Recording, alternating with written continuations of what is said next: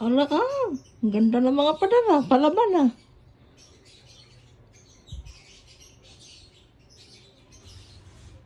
Hi guys, for today's vlog, naglilinis tayo ng lagayan ng mga sapatos na may kasamang tindahan na wala laman. So alisin natin yung mga yan kasi sa sapatos ang papalit dyan.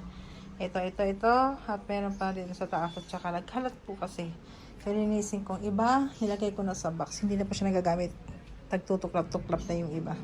Go. O, napakarami guys. So, tingnan natin ha kung malilinis ba.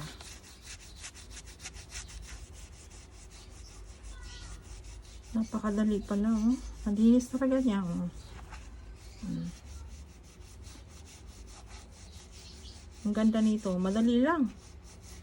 Sobrang dumi nito.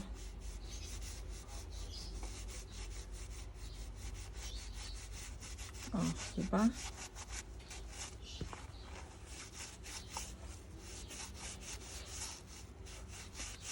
Ang ganda nito pala, oh. Hindi nyo kailangang basain. Ayan, nabibili sa TikTok shop ko. Ang ganda guys, oh. Kita nyo naman. Ay, shucks.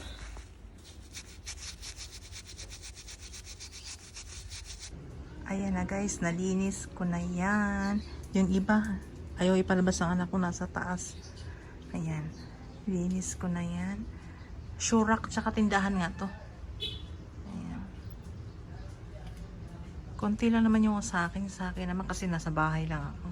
Yan lang naman sa akin. At saka yung pang sumba ko. Tsaka mahirap mag-stock na marami sapatos dahil gumanga nga yan.